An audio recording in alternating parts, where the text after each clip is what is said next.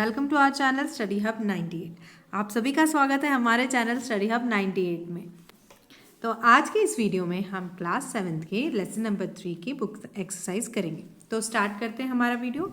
इस चैप्टर का एक्सप्लेनेशन पहले ही आप क्लास 7th की प्लेलिस्ट में जाकर देख सकते हैं, और ये सेकेंड पार्ट था द वाइज मैन का। Okay, so let us start. तो हमारे पास फर्स्ट बुक एक्सरसाइज है रीड एंड लर्न। तो इसमें फर्स्ट वर्ड है हमारा ठग। ये मैंने चैप्टर एक्सप्लेन करते समय इनका सभी शब्दों का आपको मीनिंग बताया था। सेकेंड वर्ड है डिसीव यानी कि धोखा देना। थर्ड वर्ड है एंग्री, एंग्री यानी कि गुस्सा करना या नाराज होना। फोर्थ वर्ड है ईगर, ईगर यानी कि बहुत उत्सुक होना। इसके बाद वर्ड है चीप, चीप यानी सस्ता। उसके बाद वर्ड है डिसीजन, डिसीजन का मतलब है निर्णय। फिर वर्ड है बेट, बेट यानी कि शर्त लगाना। उसके बाद वर्ड है स्ट्रेंजर, स्ट्रेंजर का मतलब होता है अजनबी। इसके बाद वर्ड है कन्वर्सेशन, कन्वर्सेशन का मतलब है बातचीत करना, वार्तालाप करना। इसके बाद वर्ड है सोर, सोर का मतलब होता है खट्टा। और इसके बाद वर्ड है डिलीशियस, डिलीशियस का मतलब होता है स्वादिष्ट। अब इसके बाद मूव करते हैं हमारे नेक्स्ट क्वेश्चन पर, जो कि है कॉम्प्रीहेंशन क्वेश्चन। तो यहाँ पे हम सिर्फ अभी क्वेश्चंस देखेंगे, इसके आंसर्स बाद में करेंगे। तो कॉम्प्रीहेंशन क्वेश्चंस में हमारे पास पहला क्वेश्चन है answer the following questions given below. तो पहला है यहाँ पे व्हाट डिड द ठग आस्क भोला। तो भोला से ठगों ने क्या पूछा था। सेकेंड है did Bhola agree to sell the green mangoes, क्या भोला हरे आम की टोकरी बेचने के लिए राजी हुआ। Third did Bhola's wife like chutney, क्या भोला की वाइफ को चटनी पसंद आई। फोर्थ क्वेश्चन है व्हाट वाज द बैट, तो शर्त क्या थी। फिफ्थ क्वेश्चन है हु वॉन द बैट, तो आखिरी में शर्त कौन जीता। और सिक्स्थ क्वेश्चन है how did Bhola plan to spend the money, तो शर्त से जीते हुए पैसे भोला ने कैसे उसकी प्लानिंग करी कि वो उस मनी के साथ क्या करेगा। तो इसके हम क्वेश्चन आंसर्स अभी बाद में देखेंगे। पहले हम ये टिक द करेक्ट ऑप्शन देख लेते हैं, इसके क्वेश्चंस देख लेते हैं, उसके बाद हम करेंगे। इसके बाद हमारा नेक्स्ट क्वेश्चन है टिक द करेक्ट ऑप्शन। तो इसका फर्स्ट क्वेश्चन है where did Bhola meet the thugs. तो यहाँ पे इसमें हमको ऑप्शन दिया है। ऑप्शन ए है भोपाल, ऑप्शन बी है विलेज और ऑप्शन सी है मार्केट। तो यहाँ पे आंसर क्या आया हमारे पास में, मार्केट। यस, भोला ठगों से कहाँ मिला था, मार्केट में। सेकेंड क्वेश्चन है व्हाट डिड द ठग्स से टू भोला। तो ठगों ने भोला से क्या कहा। तो पहला ऑप्शन है टू हैव अ बैट, शर्त लगाने के लिए। दूसरा ऑप्शन है टू थ्रो द मैंगोज यानी आम फेंक देने के लिए। तीसरा ऑप्शन है टू सेल द मैंगोज, तो आम उसको बेचने के लिए। तो ठगों ने सबसे पहले जो भोला से कहा था वो क्या कहा था कि उन्हें वो आम बेच दें। थर्ड है हमारे पास how much money was offered in a bet, तो शर्त कितने रुपए की लगी थी। इसमें फर्स्ट ऑप्शन है 100 रुपीज़, सेकेंड ऑप्शन है 10,000 रुपीज़ और लास्ट थर्ड ऑप्शन है 1,000 रुपीज़। तो हमको सभी को पता है कि शर्त कितने रुपए की लगी थी, 1,000 रुपीज़ की। उसके बाद फोर्थ क्वेश्चन है with whom did Bhola return home, Bhola घर वापस किसके साथ में आया। ऑप्शन ए है द ठग्स या धोखेबाजों के साथ में, ऑप्शन बी फ्रेंड्स उसके दोस्तों के साथ में, ऑप्शन सी स्ट्रेंजर्स अजनबियों के साथ में। तो हम सभी ने चैप्टर पढ़ा है, तो वो घर किसके साथ में आया था, ठगों के साथ में। इसके बाद हमारा नेक्स्ट इसमें लास्ट चूज द करेक्ट वाला ऑप्शन क्वेश्चन है यहाँ पर डिड द ठग सक्सीड इन देयर प्लान, क्या ठग अपने प्लान में सक्सीड हुए, क्या वो भोला को डिसीव या धोखा दे पाए। तो इसका आंसर है नो, वो भोला को धोखा नहीं दे पाए। ओके, तो अब इसके बाद में हम देखेंगे हमारे क्वेश्चन आंसर्स। ओके, सो अब हम अपने कॉम्प्रिहेंशन क्वेश्चंस देखेंगे जिन्हें हम बोध प्रश्न भी कहते हैं। तो इसमें हमारा फर्स्ट क्वेश्चन था what did the thugs ask Bhola, तो ठगों ने भोला से क्या पूछा। आंसर है द ठग asked Bhola if he could sell his mangoes, तो ठगों ने भोला से पूछा कि क्या वो अपने आम बेच सकता है। सेकेंड क्वेश्चन है हमारे पास did Bhola agree to sell the green mangoes, क्या भोला ग्रीन मैंगोज या हरे आम की टोकरी ठगों को बेचने के लिए राजी हुआ। तो इसका आंसर है no. Bhola did not agree to sell green mangoes. Bhola अपने हरे आम की टोकरी बेचने के लिए राज़ी नहीं हुआ। इसके बाद हमारे थर्ड और फोर्थ क्वेश्चन है।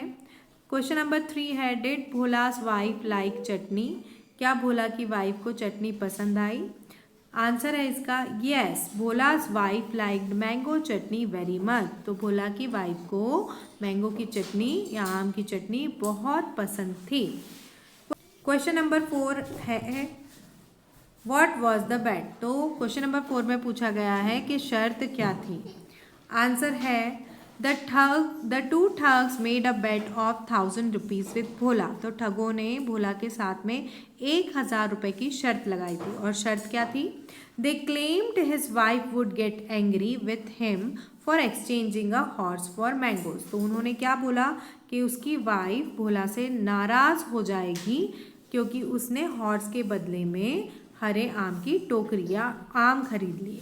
While Bhola was confident she wouldn't. पर भोला को ये पूरा विश्वास था कि वह उससे नाराज नहीं होगी। ओके, तो अब हम मूव करते हैं हमारे नेक्स्ट क्वेश्चन पर। Question number 5। क्वेश्चन नंबर 5 है, हु वॉन द बेट। तो बेट यानी कि शर्त किसने जीती? हमने जब चैप्टर पढ़ा था तो हमें पता चला था आखिरी में किसने जीती थी?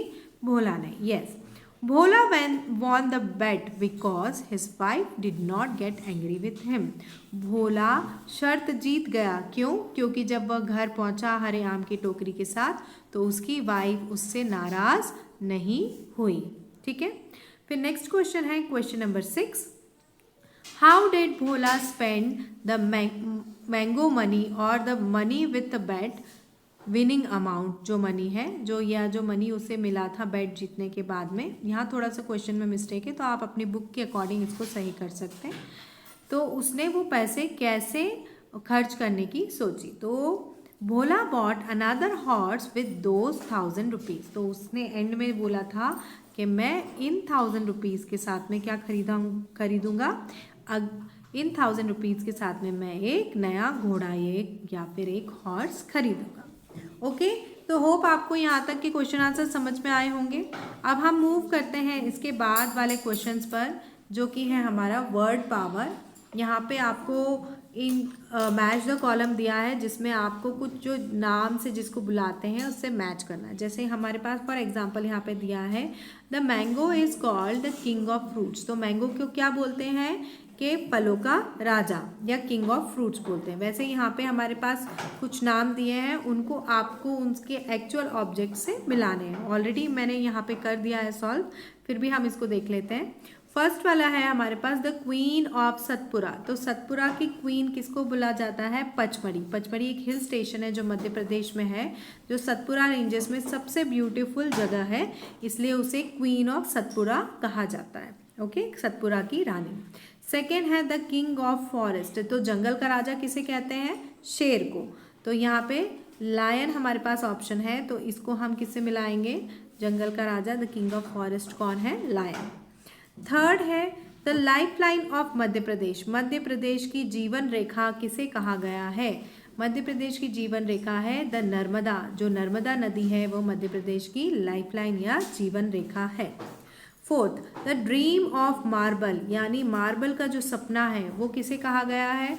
कौन सा मॉन्यूमेंट मार्बल से बना है? ताजमहल। यस, तो यहाँ पे आएगा option Taj Mahal is the dream of marble. Fifth, the ship of desert. रेगिस्तान का जहाज किसे कहा जाता है? रेगिस्तान का जहाज कैमल को कहा जाता है, क्योंकि कैमल बहुत दिनों तक बिना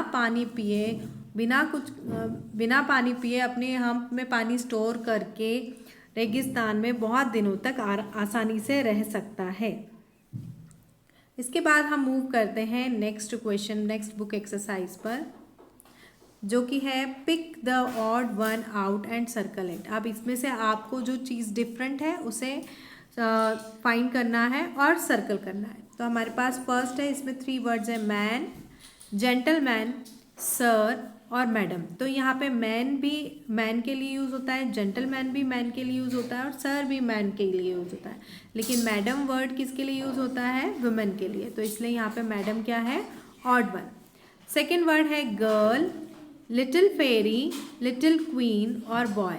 तो गर्ल, गर्ल वर्ड के गर्ल के लिए यूज़ होता है, लिटिल फेरी भी गर्ल के लिए यूज़ होता है और लिटिल क्वीन भी गर्ल के लिए यूज़ होता है, पर बॉय सिर्फ बॉय के लिए यूज़ होता है, इसलिए यहाँ पे ऑड वन क्या है, बॉय।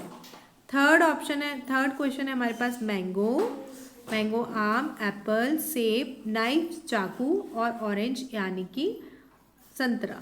यहाँ पे ये तीनों नाम किसके हैं, फ्रूट्स के, लेकिन नाइफ इनमें से ऑड वन आउट है। ओके।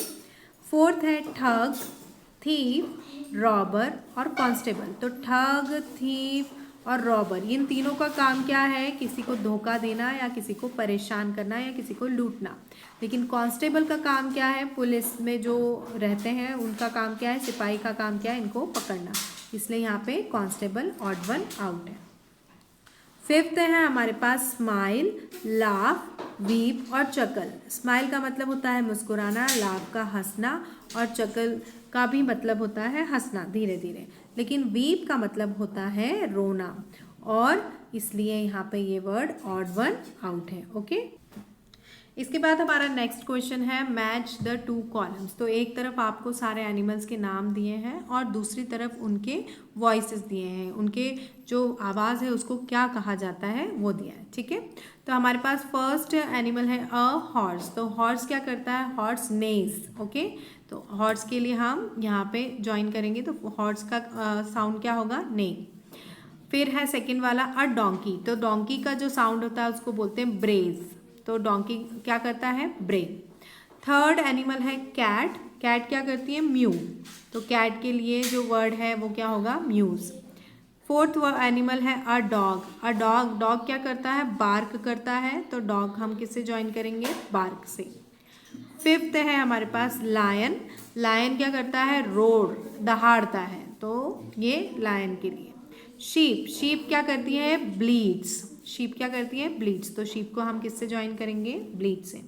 आप साथ ही साथ अपनी बुक में भी ये बुक एक्सरसाइज कंप्लीट कर सकते हैं, ताकि बाद में आपको जब भी रिवाइज करना हो तो आप आसानी से देख सकते हैं। Okay, so you can complete it in your books also. अब हम इसके बाद मूव करेंगे हमारे ग्रामर वाले सेक्शन पे। तो ग्रामर है, यहाँ पे हमको फिल करना है फॉर या टू यूज़ करके, आपको बताना है यहाँ पे कि ये कंप्लीट करना है ये सेंटेंस। ओके, तो यहाँ पे हमारे पास फर्स्ट है they made a plan dash deceive him. तो यहाँ पे आएगा टू। ओके, फॉर का बेसिकली मतलब होता है के लिए और टू का मतलब होता है को। ठीक है, फिर सेकेंड है हमारे पास the mangoes are for my wife, for my wife. Okay, third है she always agrees dash my decisions. तो यहाँ पे क्या आएगा, टू। फोर्थ है you will pay the same amount dash us. तो यहाँ पे क्या आएगा, टू। आप साथ ही साथ अपनी बुक में भी एक्सरसाइज फिल कर सकते हैं। ओके, फिर ये दोनों एक प्रिपोजिशन है जो कि यूज़ किए जाते हैं। Okay, his wife was waiting dash for dash her husband. तो यहाँ पे क्या आएगा आंसर, फॉर। सिक्स्थ है what have you bought dash me, for me. Okay, seventh है I sold the horse dash a donkey, for a donkey. मतलब एक डंकी खरीदने के लिए मैंने एक घोड़ा बेचा। तो बेसिकली फॉर किस लिए यूज होता है, के लिए वर्ड की जगह पे। एट्थ है I exchange the donkey dash a ship. ठीक है, यहाँ पे अभी क्या आएगा, for. A hen is cheaper dash feed than a ship. तो हैन सस्ती होती है, तो यहाँ पे क्या आएगा, to, to feed, to. Okay, tenth है I shall use money dash buy a horse. तो to buy a horse. Okay, यहाँ पे आपने ये फिल कर दिए टू और फॉर कैसे आएंगे वर्ड्स में। ओके, इसके बाद हमारी इसमें लास्ट एक्सरसाइज है fill in the blanks with these words. तो यहाँ पे आपको कुछ वर्ड्स दिए हैं जो आपको ब्लैंक में सुटेबल हो तो फिल करना है। लिटिल और अ लिटिल अनकाउंटेबल चीज़ों के लिए यूज़ होता है, जिन चीज़ों को हम गिन नहीं सकते, जिनकी गिनती नहीं लगा सकते, उनके लिए लिटिल होता है। और फ्यू भी उन्हीं चीज़ों के लिए होता है, लेकिन लिटिल ऐसी एब्स्ट्रैक्ट चीज़ों के लिए होता है और फ्यू जो हम देख सकते हैं या गिन सकते हैं उन चीज़ों के लिए होता है। ओके, तो फर्स्ट है इसमें I have dash time to stay, तो यहाँ पे आएगा a little time to stay. We can not count time, therefore will use here a little. He knows dash of story, तो वो स्टोरी का कुछ पार्ट जानता है, इसीलिए वहाँ पे क्या आएगा a little. I have dash milk so we can have tea, तो मिल्क की कोई काउंटेबिलिटी नहीं होती, इसलिए यहाँ पे आएगा लिटिल मिल्क। फोर्थ है they have dash coins, coins हम काउंट कर सकते हैं, तो इसलिए हम यहाँ पे क्या लिखेंगे अ फ्यू कॉइन्स। फिफ्थ है he has dash friends as he is new to Indore, तो यहाँ पे क्या आएगा अ फ्यू फ्रेंड्स, तो फ्रेंड्स कैन बी काउंटेड, तो देयरफॉर। सिक्स्थ है और लास्ट है she left Bhopal a few days ago, कुछ दिन पहले वो भोपाल के लिए यहाँ से निकल गई। तो यहाँ पे फ्रेंड्स हमारे आज के चैप्टर की बुक एक्सरसाइज कंप्लीट होती है। अगर आपको वीडियो पसंद आया हो तो प्लीज़ वीडियो को लाइक करना ना भूलें, चैनल को सब्सक्राइब करना ना भूलें, और इसके बाद हम मिलते हैं हमारे नेक्स्ट वीडियो में। तब तक के लिए good bye, thank you for watching.